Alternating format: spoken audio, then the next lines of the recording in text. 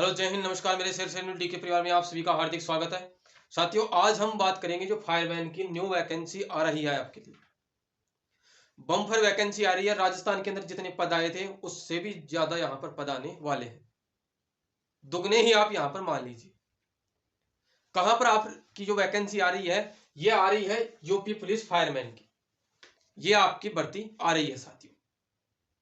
कब से क्या इसके फॉर्म स्टार्ट होंगे, तो यहां पर अपन चेक करेंगे कि टोटल ऑफ यहाँ पर पोस्ट है, किस किस पद की कितनी कितनी पोस्ट है। यहां पर जो टोटल पोस्ट रहने वाली है साथियों, यहां पर 36,500 यहां पर पोस्ट रहने वाली है आप सभी के लिए। बम्पर वैकेंसी है। यहां पर फायरमैन की जो मेन इंपॉर्टेंट बात आती है कि फायरमैन की यहां पर कितने पद होने वाले हैं, पुलिस के कितने पद होने वाले हैं, जेल प्रहरी के कितने पद होने वाले हैं और पीएससी के कितने पद यहां पर होने वाले हैं। इसके बारे में चर्चा करेंगे। इसके बाद में अप्लाई डेट के बारे में चर्चा करेंगे, अप्लाई फीस के बारे में चर्चा करेंगे, एजुकेशन इसके अंदर कितनी चाहिए, कौन सी पास इसके अंदर बंदा होना चाहिए, इसके बारे में चर्चा करेंगे। सिलेक्शन प्रोसेस के बारे में चर्चा करेंगे।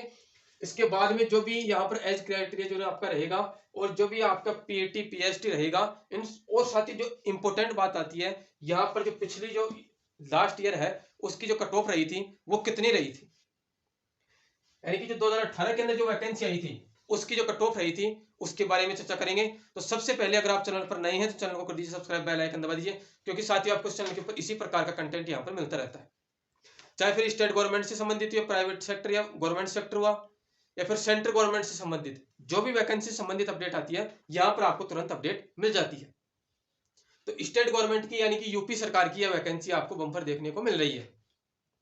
यहां पर जो साथी जो सिविल जो पुलिस है, यहां पर जो पुलिस के पद रहने वाले हैं 26,000 पद यहां पर पुलिस के रहने वाले हैं। ये हो गए आपके 26,000 पद पुलिस के आपके रहने वाले हैं। इसके बाद में साथ ही जो फायरमैन की जो पोस्ट रहने वाली है यहाँ पर आपके 1,000 पद यहाँ पर फायरमैन के रहने वाले हैं साथी। तो यहाँ पर जो एक बहुत ही जो बम्पर वैकेंसी आपके लिए मानी जा रही है, क्योंकि आप सभी को पता है राजस्थान के अंदर 600 पदों की भर्ती आई थी, लेकिन साथियों यहाँ पर आपके दुगने ही मान लीजिए आप, दुगने तो 1200 होते हैं लगभग, लेकिन लगभग तो आप मान ही सकते हो। तो यहाँ पर 1,000 पद कम नहीं होते, तो यहाँ पर 1,000 पद आपको देखने को मिल रहे हैं। और जो जेल प्रहरी की जो पद है यहाँ पर वो कितने दे रखे हैं साथियों, यहाँ पर दे रखे हैं 1500 पद। 1500 पदों की यहाँ पर जेल प्रहरी के ऊपर वैकेंसी आ रही है। और जो नेक्स्ट वैकेंसी आ रही है यहाँ पर पीएससी की, तो पीएससी की यहाँ पर 8,000 पदों के ऊपर वैकेंसी यहाँ पर आ रही है साथियों। इसके बाद में साथियों जो बात आती है कि इसके अप्लाई डेट यानी कि फॉर्म कब से भरे जा रहे हैं, तो साथियों जो यूपी सरकार यूपी पुलिस है उन्होंने ऑफिशियल ट्वीट करके जानकारी दे दी है कि आपके ये पद आ रहे हैं। अब ये जानकारी नहीं दी कि अप्लाई डेट कितनी होने वाली है, लेकिन साथियों आपको मैं बता दूं कि 2024 के अंदर इलेक्शन है लोकसभा के। तो इलेक्शन से पहले पहले 2023 के अंदर आपको क्या तो हो सकेगा, तो ये 2-3 महीने के अंदर ही आपको देखने को मिल जाएगी।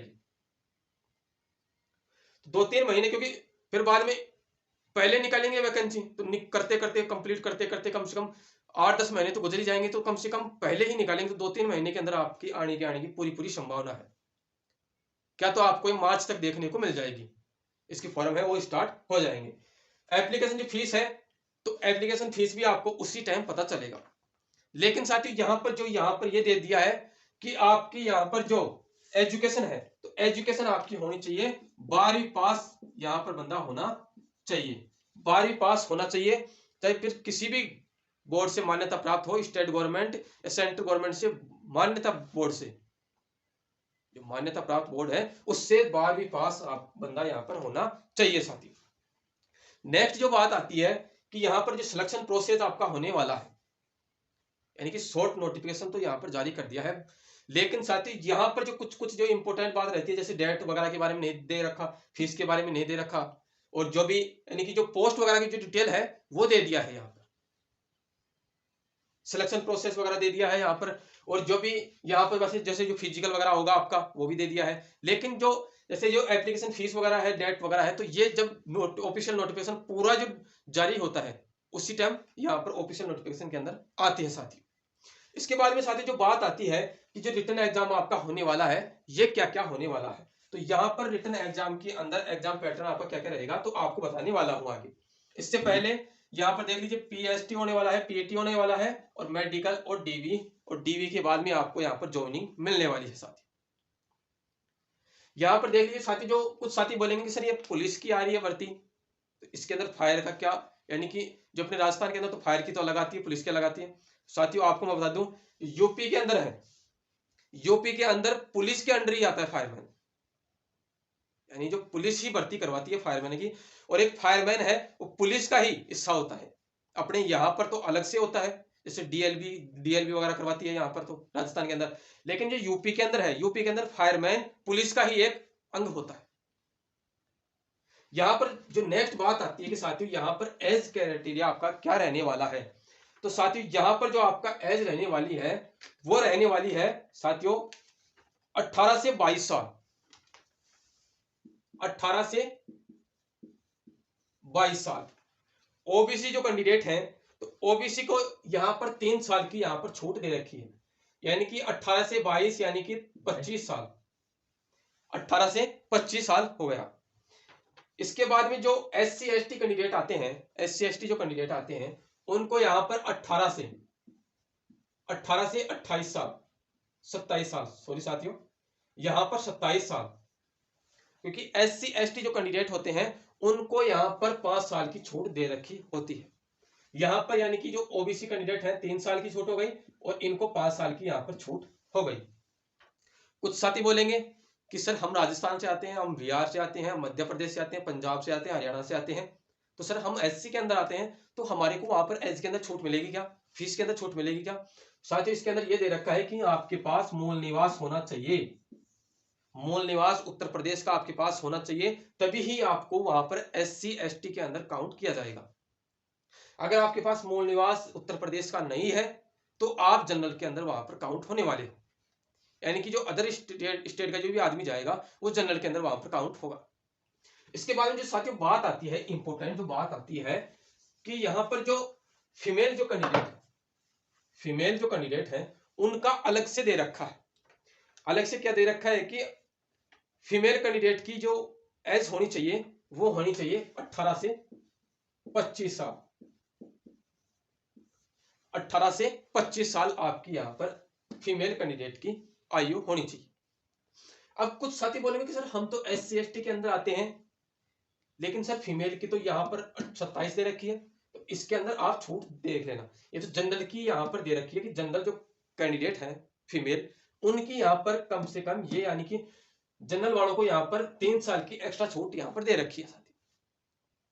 इसके बाद में जो बात आती है, इंपॉर्टेंट जो बात आती है कि जो आपकी एज जो काउंट होगी साथियों, भाई एज आपकी काउंट होने वाली है वो कब से काउंट होने वाली है, तो यहां पर देख लीजिए साथियों, अगर आपकी जो भर्ती है 2023 के अंदर आ रही है तो जुलाई 2023 से आपकी एज काउंट होगी। 2022 के अंदर, यानी कि 2022 तो गई, लेकिन 2022 के अंदर अगर आती वैकेंसी तो जुलाई 2022 से आपकी एज काउंट होती, यानी कि लास्ट डेट यहां पर नहीं दे रखी होती है। लास्ट डेट यहां पर इसको माना जाता है 1 जुलाई को, 1 जुलाई से ही आपकी एज है वो काउंट होगी। अब यहां पर देख लीजिए कि दिसंबर 2023 के अंदर आपकी वैकेंसी आती है तो आपकी एज है वो दिसंबर 2023 से काउंट नहीं होगी, यहां पर 1 जुलाई 2023 से आपकी एज है वो काउंट होने वाली है। ये आप इंपॉर्टेंट बात है, ये आप ध्यान रखना साथियों। इसके बाद जो बात आती है साथियों, आपका जो रिटन एग्जाम होने वाला है, रिटन एग्जाम के अंदर क्या क्या होने वाला है, क्या क्या सिलेबस आने वाला है, तो यहां पर साथियों जो आपका सिलेबस आने वाला है हिंदी आपके इसके अंदर क्वेश्चन आने वाले हैं, हिंदी के वो आने वाले हैं 37 क्वेश्चन आपके आने वाले हैं। इसके बाद में जो बात आती है यहाँ पर मैथ आएगी, तो मैथ आएगी तो यहाँ पर आपके क्वेश्चन आने वाले हैं 21 क्वेश्चन आपके मैथ के आपके यहाँ पर आने वाले हैं साथ। इसी प्रकार जो नेक्स्ट बात आती है कि जीए के अंदर सभी आ गए, जीके भी आ गया, करंट भी आ गया, साइंस भी आ गया, सब कुछ आ गया जीए के अंदर, जनरल अवेयरनेस, तो इसके अंदर ये आपका आने वाला है 37 नंबर का। इसी प्रकार जो रीजनिंग आपकी आने वाली है, रीजनिंग, तो रीजनिंग के क्वेश्चन आपके यहाँ पर 55 क्वेश्चन आपके आने वाले हैं साथी। इसी प्रकार जो साथियों यहाँ पर कुछ साथी बोलेंगे कि सर इसके अंदर फायर का सिलेबस भी आएगा क्या, कि जो फायरमैन की जो भर्ती आ रही है इसके अंदर सर फायरमैन का सिलेबस भी आएगा क्या, तो साथियों इसके अंदर फायरमैन का सिलेबस है वो नहीं आने वाला, फायर का सिलेबस नहीं आने वाला, यही आपका सिलेबस होने वाला है साथी। हिंदी हो गया, मैथ हो गया, जीए हो गया और रीजनिंग हो गई। इसके बाद में साथी जो बात आती है कि आपका पीएचडी होने वाला है, तो पीएचडी के अंदर आपका क्या होने वाला है? तो पीएचडी के अंदर आपकी एक तो हाइट होगी, पीएचडी के अंदर एक तो आपकी हाइट होने वाली है। तो हाइट आपकी जो कैटेगरी है भाई, अगर आप जनरल, ओबीसी, ईडब्ल्यूएस किसी भी कैटेगरी से अगर आप आते हो तो आपकी हाइट होनी चाहिए 168, आपकी 168 सेंटीमीटर आपकी हाइट होनी चाहिए साथियों। इसके बाद में अगर आप एसटी से आते हैं, अगर आप एससी से आते हैं तो भी आपकी 168 सेंटीमीटर हाइट होनी चाहिए, और अगर आप एसटी से आते हैं तो आपकी यहाँ पर छूट दे रखी है 160 आपकी हाइट यहाँ पर दे रखी है साथियों। इसके बाद में जो बात आती है कि हाइट ये है ओनली मेल के लिए, ये जो हाइट मैंने बता रखी है ये ओनली मेल के लिए। इसके बाद में जो हाइट आती है साथियों, यहाँ पर जो हाइट आती है फीमेल कैंडिडेट के लिए, जो फीमेल कैंडिडेट है तो फीमेल कैंडिडेट के लिए जो भी किसी भी कैटेगरी की हो तो उसके लिए 152 सेंटीमीटर, और अगर एसटी कैंडिडेट है तो उसकी 147 सेंटीमीटर यहाँ पर हाइट होनी चाहिए। इसके बाद में जो साथियों बात आती है कि यहाँ पर जो चेस्ट होना चाहिए, यहाँ पर चेस्ट है तो चेस्ट कितना होना चाहिए? तो चेस्ट साथियों यहाँ पर होना चाहिए, आपका होना चाहिए 79, मिनिमम मिनिमम होना चाहिए 79 से 84 सेंटीमीटर 5 फुलाव के साथ। इसके बाद में जो बात आती है एसटी जो कैंडिडेट है उनको यहाँ पर छूट दे रखी है और 77 से 82 सेंटीमीटर यहाँ पर चेस्ट दे रखा है। ये ओनली मेल के लिए है, ओनली मेल के लिए। फीमेल कैंडिडेट का यहाँ पर सीना है वो नहीं नापा जाएगा। जो फीमेल कैंडिडेट है उनके लिए अलग से कंडीशन दे रखी है कि जो फीमेल कैंडिडेट है उनका वेट है, वजन वो होना चाहिए 40 किलो यहाँ पर वजन होना चाहिए साथी, मिनिमम 40 किलो यहाँ पर ये मिनिमम दे रखा है साथी, ये ध्यान रखना। इसके बाद में जो बात आती है ये है कि भाई इसके अंदर फीमेल कैंडिडेट का ही है, मेल कैंडिडेट के लिए होगा क्या? तो मेल कैंडिडेट के लिए नहीं होगा, ये ओनली वेट है जो फीमेल कैंडिडेट का ही होने वाला है। इसके बाद में जो बात आती है साथियों जो पीएटी होगा, तो यहाँ पर जो रनिंग दे रखी है साथियों पीएटी के अंदर रनिंग दे रखी है वो कितनी करनी है? तो 4.8 किलोमीटर, 4.8 किलोमीटर करनी है आपको 25 मिनट में। 25 मिनट में आपको ये कवर करनी है 4.8 किलोमीटर। और जो लड़कियां हैं लड़कियों के लिए यहाँ पर दे रखी है 2.4 किलोमीटर, 2.4 किलोमीटर ये दे रखी है आपको 14 मिनट के अंदर कवर करनी है। यहां पर दे रखी है साथियों कि जो आपको 4.8 किलोमीटर करनी है 25 मिनट में और 2.4 किलोमीटर करनी है आपको 14 मिनट में साथियों। अब ये हो गई जो भी आपकी जो इंपॉर्टेंट बातें थी, इंपॉर्टेंट जो भी कुछ एरर थे आपके, जितने भी कुछ कंफ्यूज वगैरह थे वो सभी कवर यहां पर हो गई। फिर भी अगर कोई कंफ्यूज रहा हो तो आप कमेंट करके पूछ सकते हो। इसके पहले अपन चर्चा कर लेते हैं कट ऑफ के बारे में। तो साथियों यहां पर जो कट ऑफ दे रखी है साथियों, ये कट ऑफ दे रखी है जनरल जो कैंडिडेट है, जो जनरल कैंडिडेट है तो जनरल कैंडिडेट के कितने नंबर आ रहे थे? 215, 215.59, 215.59 ये गई थी जनरल कैंडिडेट की कट ऑफ।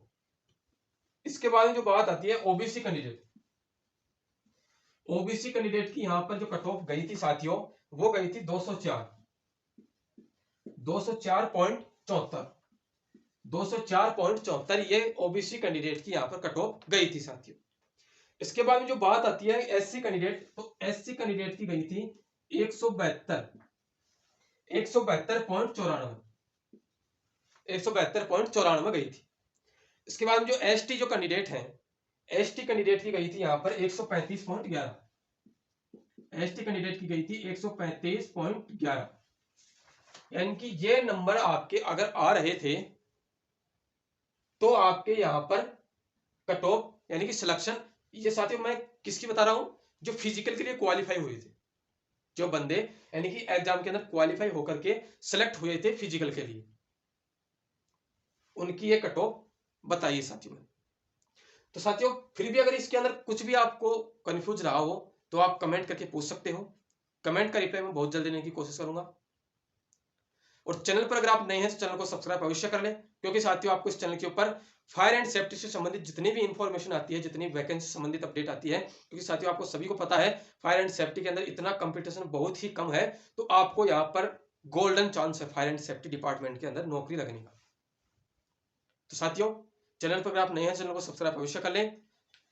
आज की इस वीडियो में यहीं तक रहते हैं, फिर अगली वीडियो में बहुत जल्द मिलते हैं। आज के लिए इतना ही। जय हिंद, जय भारत।